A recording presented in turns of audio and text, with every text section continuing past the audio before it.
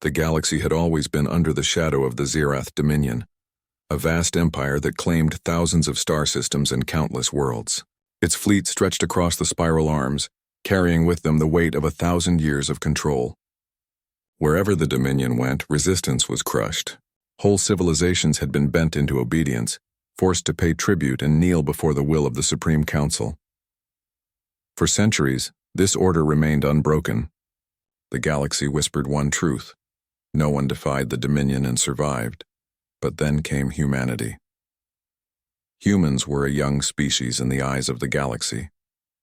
Barely 200 years had passed since they broke free of their homeworld, Earth, and stepped into the sea of stars.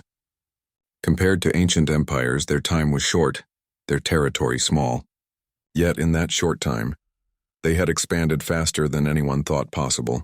Where others built slowly, humans built quickly. Where other empires hesitated, humans explored with courage. Their colonies appeared on distant worlds.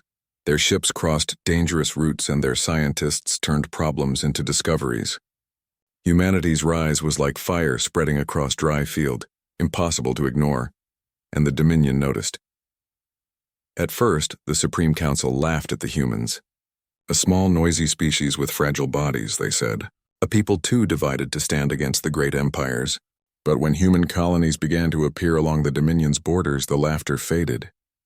When human ships fought pirates and won battles against raiders, the laughter stopped. The Dominion had ruled too long to allow competition. Their decision was simple. Humanity must kneel or humanity must fall. In the Grand Hall of Stars, deep within the Dominion's capital world, the Supreme Council gathered. Towering figures of many species filled the chamber. Reptilian lords with golden crests, insectoid monarchs with chittering mandibles, and long-lived scholars with glowing eyes. Together they represented the countless peoples under Dominion rule. From a crystal podium, the High Speaker addressed them. His voice echoed through the hall and across the stars, for the speech was transmitted to every Dominion fleet and every border system.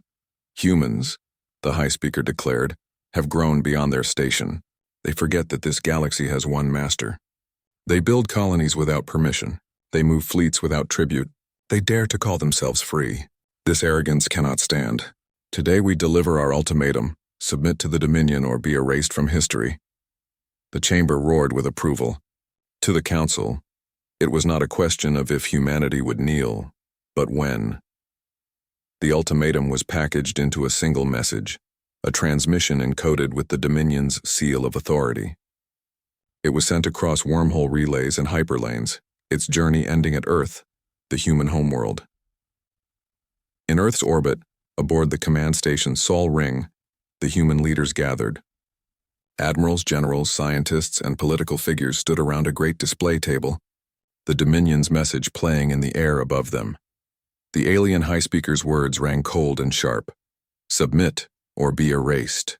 The room fell silent. No one spoke for a long moment. Outside the station's windows, Earth shone blue and white, the birthplace of humanity. The leaders of the human race knew what was at stake. Finally, Admiral Elaine Rios, commander of the Earth Defense Armada, stepped forward. Her voice was calm, but her eyes burned with fire. They expect us to tremble, she said. They expect fear, but they do not understand who we are. Some of the politicians looked uneasy. The Dominion's fleet was legendary, after all. Their warships numbered in the tens of thousands. Humanity's armada, though strong, was small in comparison. The balance of power was clear, but Admiral Rios did not waver. She turned to her fellow commanders and spoke with certainty. They believe we are fragile because we are new. They think numbers and age make them strong.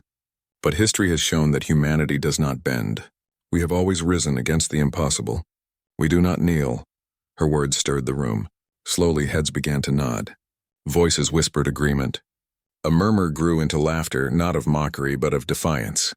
One of the younger officers, Captain Jalen Ward, grinned. So that's their grand threat? Submit or die, then let them try. Laughter spread through the chamber. It was not the laughter of arrogance, but of courage. It was the sound of people who had faced storms, wars, and despair, and survived. Someone recorded the reaction and shared it across the Sol network. Within hours, billions of humans watched the Dominion's message, and then watched their leaders laugh in response. On colonies from Mars to the frontier world of Carthos, from icy moons to orbital cities, humans joined in the laughter. The Dominion expected fear. Instead, they created unity. Across human space, preparations began. Shipyards blazed with light as workers built warships at a pace never seen before. On every colony, factories shifted to produce weapons, shields, and supplies. Pilots trained day and night, soldiers drilled in harsh environments, and engineers tested experimental technologies. Admiral Rios toured the fleets herself. She visited carriers, destroyers, and frigates, speaking to crews and reminding them why they fought. On one ship, she told a group of young cadets, "The Dominion has numbers, but we have something they cannot understand. We fight not because we are ordered, but because we choose. We fight for our families, for our homes, for the right to stand free under the stars. That is our strength," her words spread like fire. In every system, humans prepared not as subjects but as free people defending their future. Far away, the Dominion's fleets were already moving. Scouts entered human space, observing, recording, and waiting for weakness. Their reports shocked their commanders. Instead of chaos, they found order. Instead of fear, they found determination. Human fleets moved in tight formation. Colonies armed themselves with planetary shields. Defense lines bristled with hidden traps and weapons. The scouts reported something else as well: laughter. Human soldiers laughed before battle drills. Colonists laughed when they saw Dominion threats. Even children on Earth laughed when they heard the ultimatum. This confused the Dominion. To them, laughter was weakness, a sign of madness. But to humans, it was the opposite. It was defiance. On Earth, as the sun rose over the oceans, Admiral Rios stood in the War Council chamber, gazing at the map of the stars. Red symbols marked the Dominion's advance, pushing closer to human territory. Blue symbols showed humanity's fleets, smaller but fiercely positioned. A messenger approached. "Admiral, the Dominion demands our answer." Rios looked at the map, then at the waiting officers. Her voice was steady. "Send them this. Humanity does not kneel. We will meet them among the stars." The message was sent, short and sharp. Across the galaxy, the Supreme Council received it. They expected surrender. Instead, they received laughter and defiance. The High Speaker of the Dominion clenched his claws in anger. "Then they will be destroyed," he said. But deep within human space, no one trembled. No one feared. Humanity was ready, and the stars themselves seemed to wait, silent witnesses to the storm that was about to begin. The Dominion had spoken. Their ultimatum was delivered, their demand rejected, and humanity's laughter carried across the stars. For the first time in centuries, the Supreme Council of the Dominion faced defiance, and they would not let it pass unanswered. The Council's orders spread through their fleets like wildfire: move into human space, measure their defenses, and crush any resistance. To the Dominion, this was not war. It was discipline. They had broken countless civilizations before, and they believed humans would be no different. But humans were different.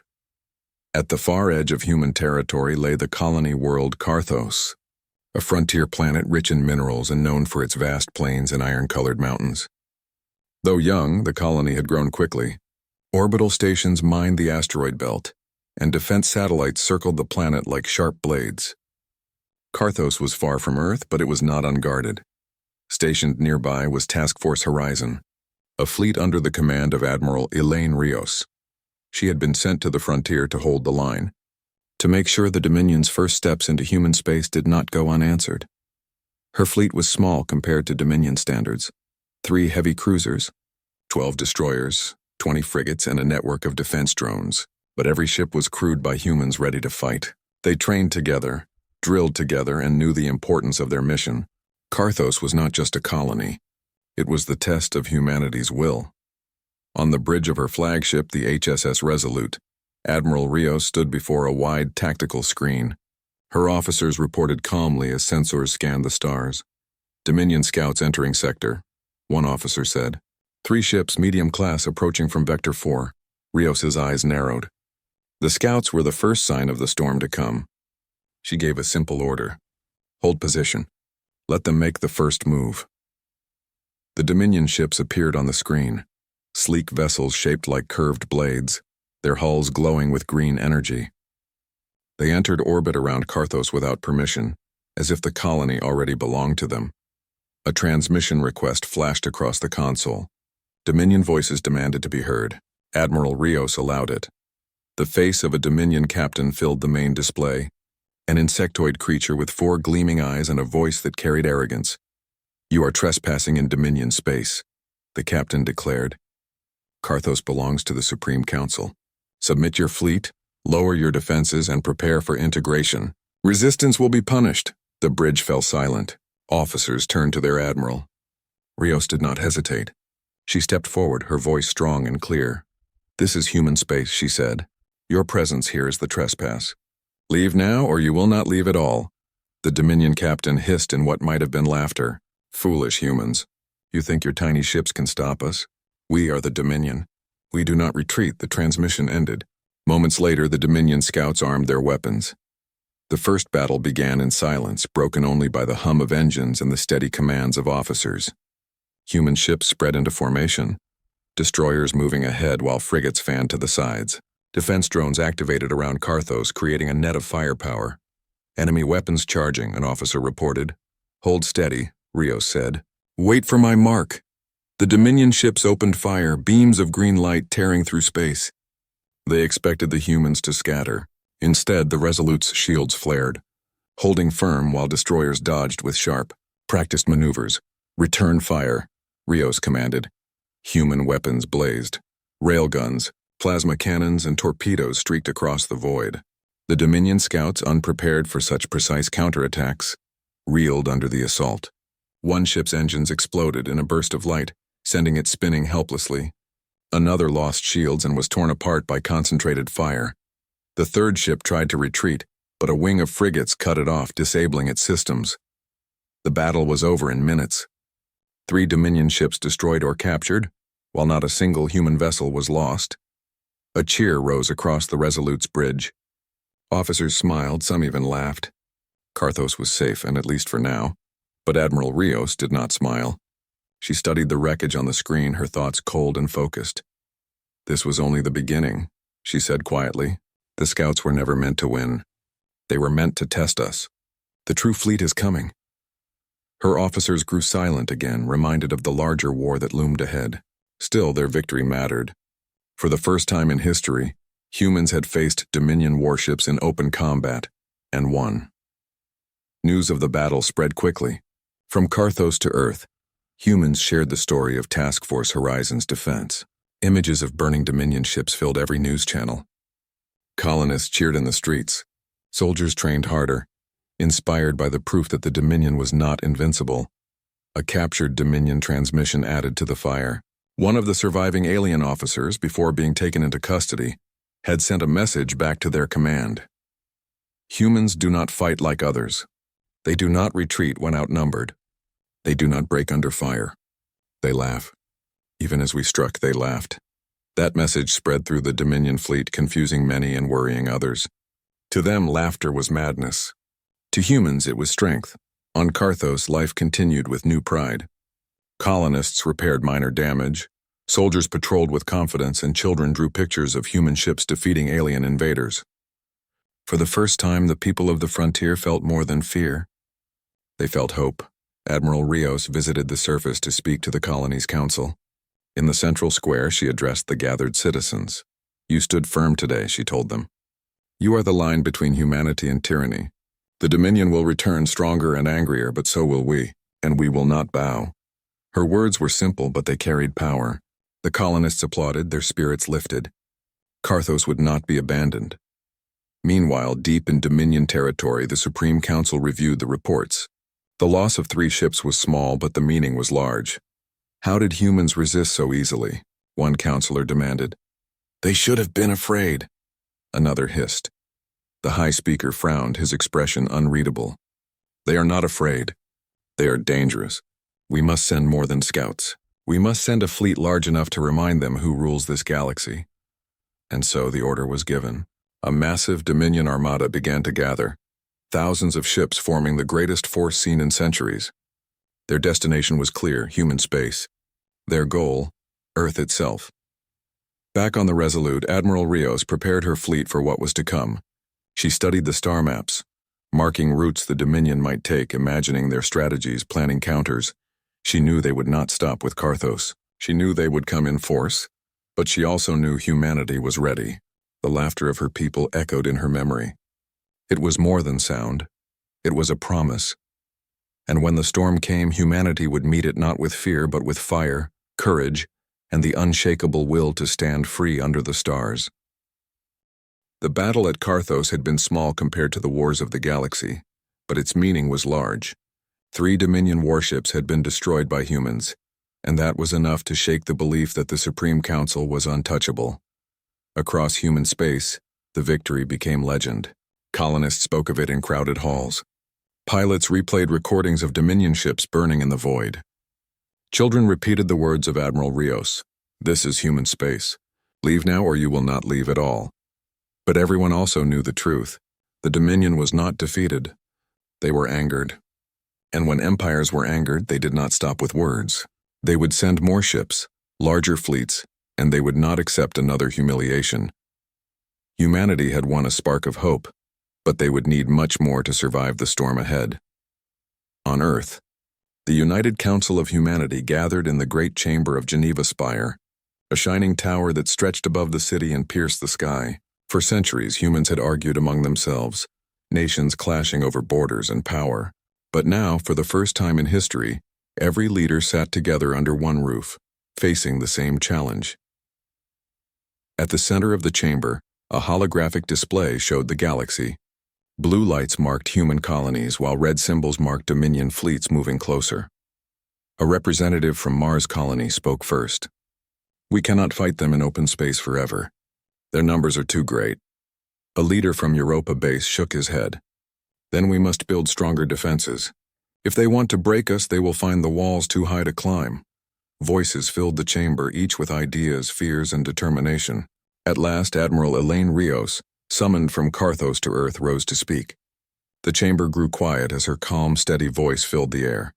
"We cannot match their numbers," she admitted. "But numbers alone do not win wars. We must build something they cannot easily crush. We must make them bleed for every step they take. We must hold the line." The phrase struck like a hammer. Hold the line. In that moment, a plan was born. A chain of defenses across the frontier that would slow, trap, and punish the Dominion fleet. It would not be a single fortress, but a series of them, stretching across light years, stations armed with massive cannons, minefields hidden in asteroid belts, stealth satellites ready to strike from the dark. Together, it would form a barrier unlike anything humanity had built before. It would be called the Iron Line. Building the Iron Line was no simple task. It demanded every resource, every worker, every engineer. Shipyards across the colonies shifted production from trade ships to warships. Mining stations pulled raw ore from asteroids day and night. Even civilian scientists offered their knowledge, creating new shields, weapons, and stealth systems. On the frontier, workers and soldiers labored side by side. In the Kepler expanse, massive defense platforms rose like towers in space, their cannons pointing toward the dark. In the Lyra system, an asteroid field was reshaped into a deadly trap with mines hidden in the rocks. Across dozens of systems, humanity's greatest project took shape. Everywhere, people worked with one thought: the Dominion is coming. Among the fleets, unity grew. Pilots from Earth trained beside pilots from Mars. Soldiers from Europa shared rations with colonists from far-off Kepler. Rivalries that once divided humanity faded, replaced by a single truth: survival depended on standing together. Admiral Rios traveled constantly, moving from system to system, speaking to crews and leaders. On the deck of the carrier HSS Vanguard, she addressed thousands of young cadets. "They will come with fire and numbers," she told them. "But we are not here to surrender. We are here to remind them what it means to face humanity. We do not fight for conquest. We fight for the right to exist, free and unbroken. That is why we will endure." The cadets roared in answer, their voices echoing across the hangars. The spirit of defiance burned brighter than ever. Not all humans were without doubt. In hidden corners of the council chamber, some leaders whispered of compromise. "Perhaps we can negotiate," one suggested. "Perhaps if we give tribute, they will leave us alone." But such voices were few, and they were drowned out by the rising will of the people. Every colony had seen the recordings of Carthos. Every child had heard the laughter of their leaders in response to the Dominion's threats. To surrender now would be to betray that spirit. The Iron Line was not just a wall of metal and weapons, it was a wall of determination. Far across the stars, the Dominion's Supreme Council received reports of humanity's preparations. They build defenses, one counselor said with disdain. Let them. It will not matter. We will sweep through them like fire through dry grass, but the High Speaker frowned. Do not underestimate them. They are young, yes, but youth brings boldness. They are unafraid to risk, unafraid to laugh in the face of fear. That is dangerous. Still, the Dominion prepared its armada. From every corner of its empire, warships gathered, dreadnoughts the size of cities, carriers filled with endless fighters, destroyers bristling with weapons. It was the largest fleet assembled in centuries, and its destination was clear: the human frontier. By the time the first Dominion scouts reached the Kepler expanse again, the Iron Line stood ready. Towers of steel and energy floated in the void, their shields shimmering. Mines waited silently, invisible until triggered. Behind the line rested the full strength of the Earth Defense Armada, more than 2,000 ships, each crewed by men and women who had sworn to fight to the last. On the Resolute's bridge, Admiral Rios stood once more before her tactical screen. This time she did not command a small task force. She commanded the heart of humanity's defense. An officer approached. The Dominion Armada has entered the outer sectors. They will reach us within days. The bridge grew silent. Everyone knew what that meant. The storm they had been preparing for was almost here. Rios looked around at her officers, then spoke the words that had guided humanity since the beginning. They believe we are fragile. They believe we will kneel. But we are the storm they never expected. Stand firm and let them learn the meaning of humanity. Her words carried across the fleet, transmitted to every ship, every station, every soldier waiting on the line. Crews cheered, pilots strapped into their cockpits, engineers made final checks.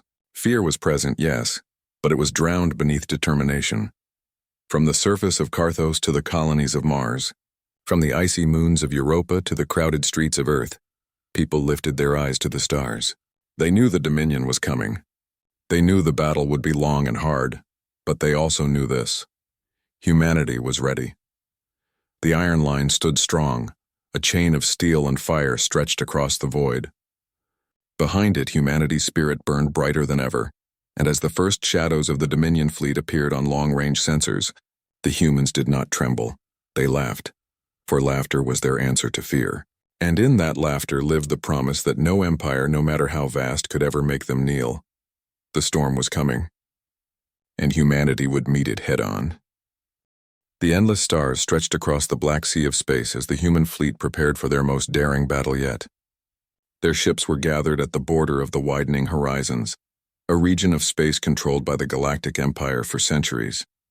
No human vessel had ever crossed into it without being destroyed or forced to surrender. Yet now dozens of human ships stood together, their crews united and their captains ready to defy the old rulers of the galaxy. Captain Arya Voss stood on the bridge of the Resolute. Her eyes moved across the holographic table that displayed the fleet formation. Human ships looked small compared to the massive Empire dreadnoughts waiting for them across the invisible border. The dreadnoughts were built like floating fortresses, shining with armor and powered by reactors that could destroy entire moons. Every alien commander believed humans had no chance, but the humans believed in something the Empire never understood: ingenuity, teamwork, and unshakable spirit. Commander Idris, standing beside Arya, broke the silence. They outnumber us 3-1. Their weapons can pierce our shields in minutes. Arya gave a small smile. Then we make sure they never get the chance. The message of defiance had already spread through the human fleet. Young pilots, engineers, and officers all knew what was at stake. If they won here, the entire galaxy would know humans were not weak settlers. They were challengers, dreamers, and survivors. If they lost, Earth and every colony would be placed under the iron rule of the Empire. When the Empire fleet began to move, the stars lit up with fire. Hundreds of alien ships advanced, their engines glowing like angry suns. The human fleet did not retreat. Instead, they laughed. On the comms, pilots shared short jokes, engineers sang old Earth songs, and captains reminded their crews why they were here. Fear turned into courage, and courage turned into unity. Admiral Corps of the Empire, commanding from the flagship Imperius, watched in disbelief. Why do they laugh? He asked his officers. Do they not see the end before them? But the humans laughed because they knew something the Empire did not. They had prepared traps, hidden tactics, and strategies no alien warlord had ever faced. The first clash shook the void. Alien cannons fired beams of plasma, striking human shields with blinding flashes. 2 smaller human ships were destroyed instantly, but the fleet held position. Instead of firing back with all their strength, the humans moved with precision. Half their fleet split away, diving into asteroid fields near the border.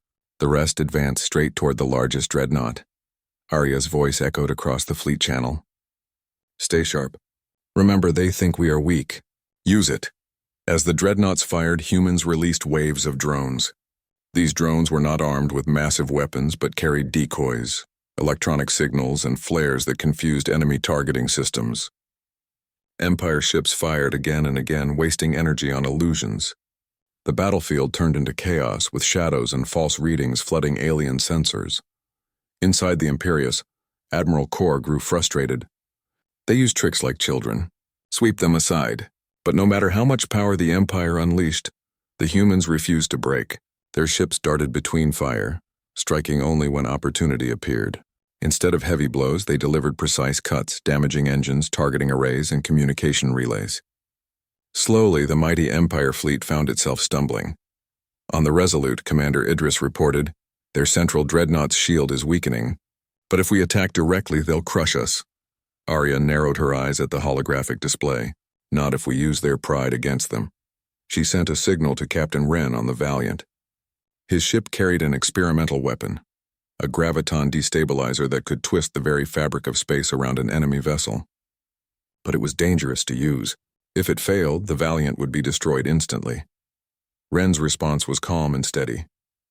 "We knew this day would come. For humanity, I'll take the risk." The Valiant raced forward, dodging through a storm of plasma fire. Alien commanders laughed, thinking the small human ship was foolish. They did not know the weapon hidden inside. At the perfect moment, Wren activated it. Space itself rippled, pulling the Empire dreadnought into a crushing wave of gravity distortions. The massive ship twisted, its armor tearing apart like paper. A single human vessel had done what thousands of alien ships had never achieved. It crippled a dreadnought. The human fleet cheered, their laughter echoing louder. "One down," shouted a pilot. "Keep pushing!" yelled another. But the Empire did not surrender. Dozens of alien ships swarmed forward, burning with fury. The battle grew even more desperate. Human vessels exploded, crews sacrificing themselves to protect their allies. Yet every loss was answered with another daring strike, another clever trick, another refusal to bow. On Earth, billions watched the battle through live streams. Families, workers, and children saw their defenders holding the line against impossible odds. They did not cry in fear. Instead, they raised their voices, shouting encouragement across the stars. Messages of hope and laughter flooded the fleet's channels. Even in the darkest moment, humanity's spirit burned brighter than any star. Admiral Kor finally realized the truth. These humans were unlike any enemy the Empire had faced. They did not fear death, nor did they fight for conquest. They fought for freedom, for home, and for the right to stand tall in the galaxy. Every laugh from their ships was not madness, it was defiance, the sound of a species refusing to kneel. As the battle reached its peak, Captain Arya gave her final order. "All ships forward. Let them see us. Let them hear us. We are not their subjects. We are humanity." The human fleet surged together, forming a spear of fire and light. They tore through the enemy lines, striking with unity that no Empire fleet could match. Alien dreadnoughts fell back, their pride shattered by the very people they had mocked. The widening horizons, once a symbol of Empire control, now burned with the mark of human defiance. Humanity had proven they were not only survivors but challengers who laughed in the face of impossible odds. And the galaxy began to whisper, perhaps the age of the Empire was ending, and the age of humanity was just beginning. The battlefield near the widening horizon still glowed with fire and drifting wreckage. Alien dreadnoughts lay broken, their hulks spinning silently into the void. Human ships, though scarred and battered, held their formation like a wall of iron will. Captain Arya Voss stood tall on the bridge of the Resolute. Around her, crew members worked tirelessly, patching systems, running scans, and guiding damaged vessels back into position. She could feel the weight of what had just happened. Humanity had faced the largest fleet of the Galactic Empire, and they had not been destroyed. They had endured, they had struck back, and they had laughed in defiance. But Arya also knew the battle was not yet over. Victory here did not mean freedom everywhere. The Empire was ancient, vast, and proud. Its rulers would never accept defeat at the hands of a young species. They would send more fleets, more weapons, more pressure. Humanity would need more than bravery, they would need allies. The message to the Galaxy Commander Idris leaned toward Arya. Captain, the fleet is stable for now. But the Empire is retreating in waves. They'll regroup. We must speak before they twist this battle into lies. Arya nodded. She stepped forward to the central console and opened a galaxy-wide channel, a bold act that no human had ever attempted. Her voice carried across hundreds of star systems. This is Captain Arya Voss of the human fleet. Today, the Empire came to silence us. They believed we would kneel. Instead, we stood. We laughed. We fought not for conquest, but for the right to live free. Every ship you see behind me is human. Every scar they carry is proof of our spirit. We will not bow. Not now, not ever. The message echoed through space. Across distant colonies and alien civilizations, listeners paused. Some shook their heads in disbelief. Others felt a stirring of hope. For centuries, the Empire had ruled through fear. Yet here were humans, a small species from a single blue world, daring to challenge that fear with laughter and courage. The Empire's response in the capital of the Empire. The ruling council gathered in the high chamber. Holographic images of the battle played before them. Dreadnoughts crumbling, humans striking with impossible precision, laughter ringing across the comms. Many council members demanded vengeance. These humans must be crushed. If we allow this spirit to spread, rebellion will rise everywhere. But others whispered doubts. They are too bold, too united. If we fight them harder, others may join them. The Empire is strong, but strength cannot silence every voice. For the first time in centuries, cracks appeared in the Empire's certainty. Humanity unites back on Earth. News of the victory spread like fire. Cities filled with cheering crowds. Children painted stars on their faces. Farmers, workers, scientists, and leaders all felt the same truth. Humanity was no longer a quiet voice on the edge of the galaxy. They were a people who had stood against the strongest empire and survived. The colonies joined in celebration. On Mars, miners left their tunnels to wave human flags under the red sky. On Europa, engineers lit bright flares above the icy plains. Even the smallest outposts on distant asteroids sent messages of pride. Humanity, scattered though it was, had become one. The search for allies Captain Arya knew celebration alone was not enough. She gathered the fleet leaders in a council aboard the Resolute. Our victory is real, she told them, but it is only the beginning. The Empire will return. We must not face them alone. Somewhere in this galaxy, others suffer under their rule. We must find them. If we stand together, the Empire cannot silence us all. The captains agreed. Scouts were dispatched in every direction. Messages were sent to independent worlds, to old trading partners, and even to species who had never trusted humans before. Weeks later, the answers began to arrive. Some aliens feared to respond, unwilling to anger the Empire, but others, smaller nations, oppressed colonies, and forgotten civilizations, listened with interest. They had seen the battle, seen humans laugh in defiance, and they wanted to believe. A symbol of hope among the first to join was the Chiron, a bird-like species once crushed by Empire fleets. Their leader sent a message. You showed the galaxy that laughter is stronger than fear. We will fly beside you. Then came the Telnar, whose icy worlds had long paid heavy tribute to the Empire. Their scientists admired human creativity and pledged their support. One by one, small lights began to join the human star map. The alliance was fragile, built on trust and hope, but it was real. The second challenge, the Empire, unwilling to appear weak, returned with another fleet. This time they expected the humans to run, but when they arrived, they found not only human ships but also vessels from the Chiron and the Telnar waiting beside them. The sight alone shook the Empire commanders. Their enemies were not many, but their unity was powerful. The humans laughed again, and their new allies joined in with strange musical cries and ringing tones. For the first time in galactic history, different species laughed together in defiance of the Empire. The battle was fierce, but shorter than the first. The Empire retreated once more, their fleets unwilling to pay the price of pride. The turning point from that day, everything changed. Word spread across the galaxy that the humans had cracked the shell of the Empire's power. Rebellions rose on distant worlds. Trade ships refused to pay crushing taxes. Small fleets broke away, declaring freedom. The humans had not destroyed the Empire, but they had shaken its foundations. And they had done it not with greater weapons, but with unbreakable spirit. Arya's reflection. Months later, Captain Arya stood again at the border of the widening horizons. The stars were quiet now, yet she could still hear the echoes of the laughter from that first battle. Commander Idris approached.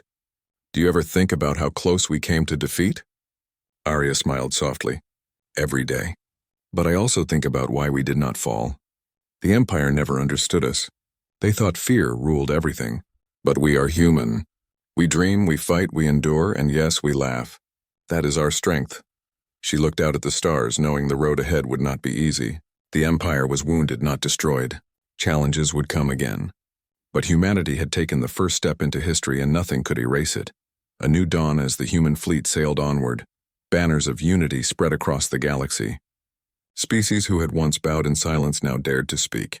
The humans had given them a gift greater than any weapon, the courage to stand tall. And so, in the quiet after war, the galaxy began to change. The Empire remained, but its shadow grew smaller. Humanity, once dismissed as insignificant, had risen to become a symbol of defiance and hope. They were no longer the newcomers of the stars. They were leaders of a new dawn, and as they moved forward into the unknown, one truth echoed through every world, every ship, and every heart. Humans laugh in defiance, and no empire can silence that sound.